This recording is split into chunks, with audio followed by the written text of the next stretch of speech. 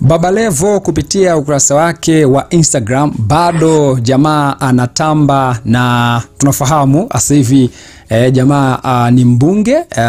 Sasa ameweza kuposti hapa video akitamba kweli kweli na kuwakomesha wale wote waliokuwa wanamdharau, wale wote waliokuwa wanamcheka na kumuona ni mtu wa hovyo. Sasa hivi ndo hivyo, jamaa yuko bungeni na wabunge wenzake. Jamaa sasa hivi ni mheshimiwa mbunge Revocatus Chipando akiwa bungeni na wabunge wenzake. Mzee Chalimba.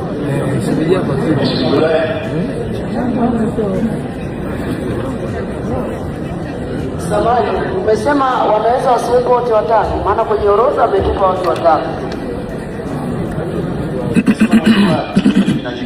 Ameposti hapa na kucheka tu na kusema tuna testi mitambo.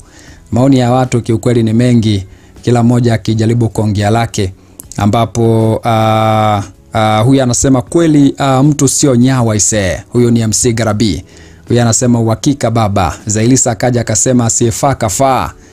Huyu anasema kitu ninachoamini katika maisha yake ya ubunge ya bungeni, huyu jamaa atalipia breakfast kwamba hatalipia breakfast wala lunch. Huyu anasema ataokota sana, kwa sababu kwamba ila hawalipii hizo zote wabunge, kwa sababu kwamba wote wanapewa bure, hamna wanacholipia.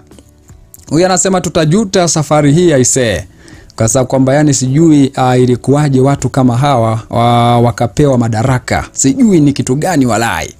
Huyu anasema yani Mwijaku ajipange aisee, kwa sababu kwamba kwani ni kosa kisheria Baba Levo kuwa mbunge? Hebu acha fikira potofu wewe. Huyu mwingine anasema kwamba wale wapenda kashata za nazi, okay, Mwijaku anatakiwa akuheshimu sana sasa hivi. Huyu anasema hii dunia kwamba hii dunia usicheke mtu aisee.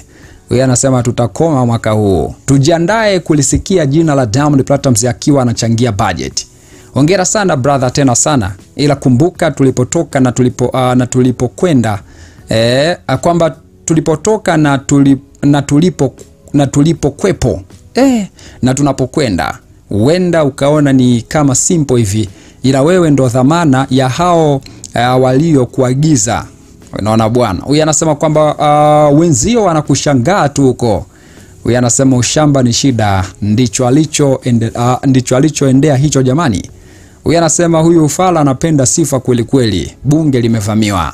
Sijui utatuongelea maoni yetu huko au ndo ushaanza tena. Huyu anasema kwamba hiyo pia sasa, kwamba hiyo pua sasa katofali. Huyu anasema Tanzania kazi tunayo Baba Levo bungeni. Huyu anasema bungeni hapo kuna kazi kweli kweli. Huyu anasema hatari kweli kweli.